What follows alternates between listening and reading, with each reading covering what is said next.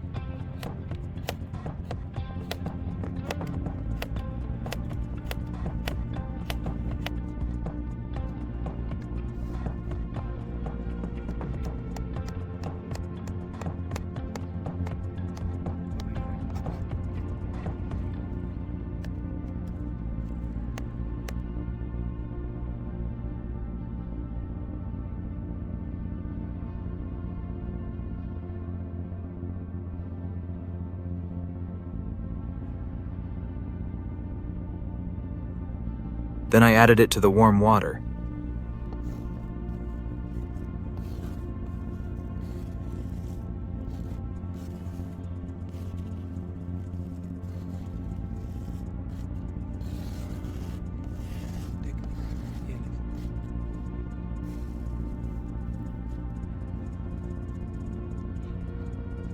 Next, I poured in a small amount of white vinegar. Within a minute, tiny bubbles started forming on the surface. The soap slowly dissolved, and the mixture became cloudy. I left it for about 5 minutes so everything could combine properly.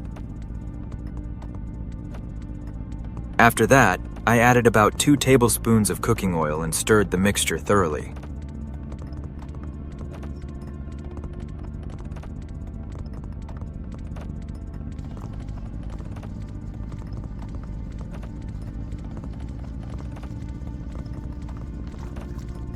As I kept mixing, a layer of foam formed on top, showing that the ingredients were blending together. The oil helps the spray stick to insect bodies and plant leaves instead of running off immediately.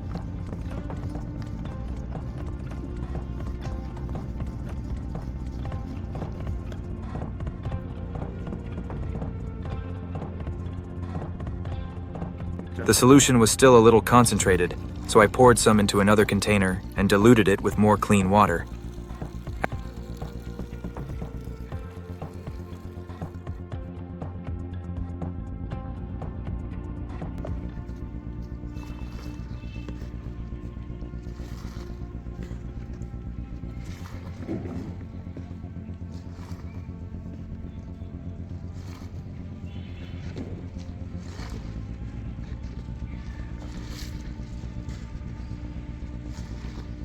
After giving it one final stir, I filled my spray bottle.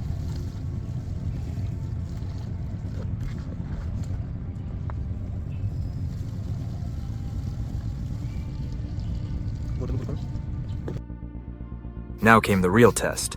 I sprayed both the upper and lower sides of the leaves because many insects like to hide underneath where they are difficult to see. I also sprayed around the stems and the areas where I had noticed the most ant activity. Within a short time, I noticed many small soft-bodied insects becoming inactive and falling off the leaves, while ant activity around the treated plants also decreased.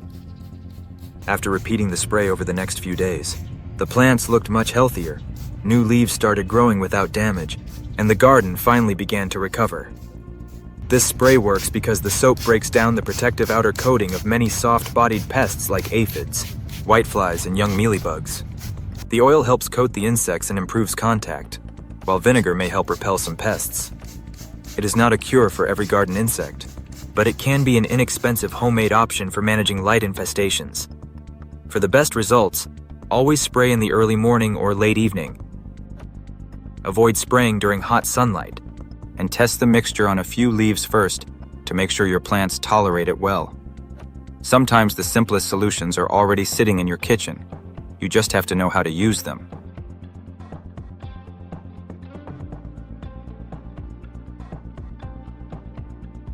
Every growing season, I see gardeners making the same mistake. They spend money on fertilizers hoping for bigger harvests, but their plants and cucumber vines still produce fewer fruits than expected.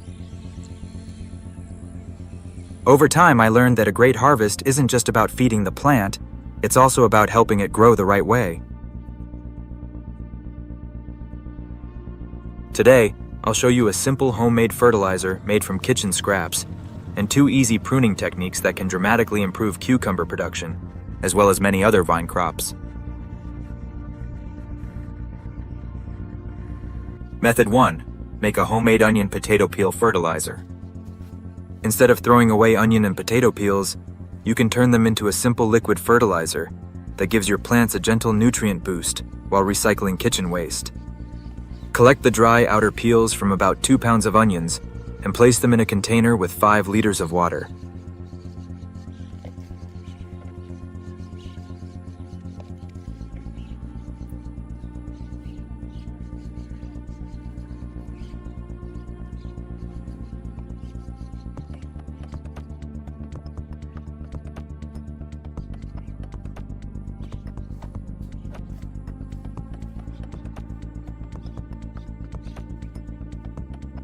In another container, add the peels from about 2 pounds of potatoes along with 5 liters of water.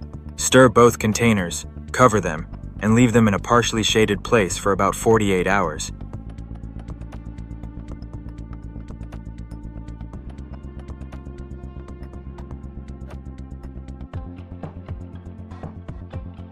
During this time, the water slowly extracts minerals and natural compounds from the peels.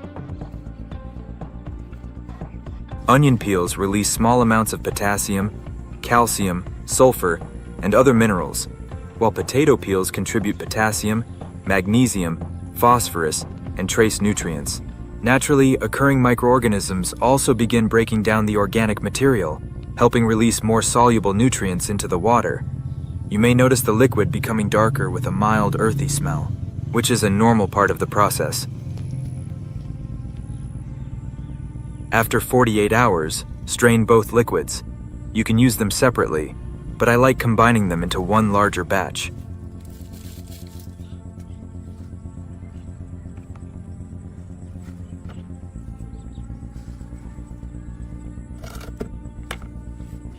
Simply pour both strained liquids into a larger container.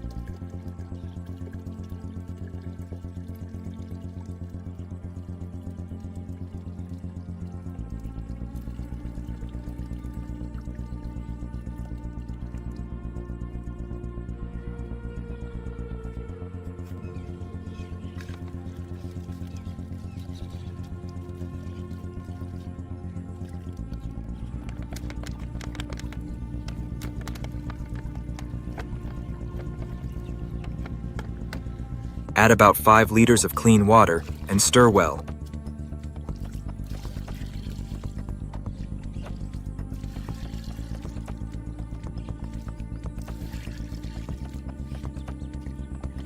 Apply this fertilizer directly to the soil around vegetables, herbs, flowers, fruiting plants, and container plants, every 1 to 2 weeks during the growing season.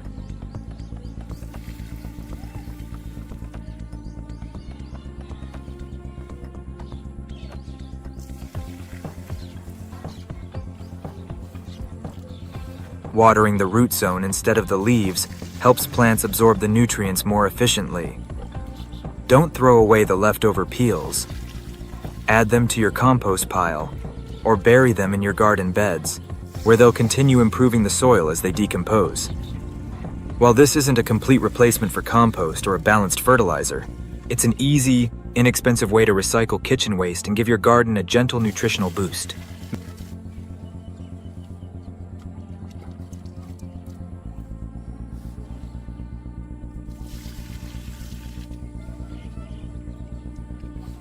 Method 2. Pinch the main vine. Now that your plants are getting the nutrients they need, let's help them produce more cucumbers. When the main cucumber vine reaches about 2 to 3 feet long, pinch or cut off the growing tip. It may feel strange to stop the vine from growing, but this simple step changes the way the plant develops. Instead of putting all its energy into one long stem, it begins producing multiple side branches. For many cucumber varieties, these side branches produce a much larger number of female flowers, the flowers that actually develop into cucumbers. More healthy side shoots usually mean more flowering sites, and eventually a much larger harvest. A bushier plant also captures more sunlight, develops more leaves, and produces more energy through photosynthesis, giving it the strength to support heavy fruit production later in the season. Method 3. Remove early flowers and baby cucumbers. The second trick requires a little patience, but it can make a big difference. While the vine is still young, remove the first flowers and tiny baby cucumbers. Although it feels disappointing, early fruits use a large amount of the plant's energy. Instead of building stronger roots, stems, and leaves, the plant begins directing water, nutrients, and sugars into growing those first cucumbers. By removing them, you encourage the vine to invest in a stronger root system and a larger canopy of leaves. Once the plant has developed plenty of healthy side branches and vigorous growth, stop removing flowers and allow every healthy flower to develop into fruit. Think of it like building a house. A strong foundation supports a much larger structure. In the same way, a cucumber vine with strong roots and healthy branches can support many more cucumbers over a much longer harvest period. This technique isn't just for cucumbers. It also works well for many other climbing crops, including melons, pumpkins, bottle gourds, snake cucumbers, bitter gourds, and similar vine plants.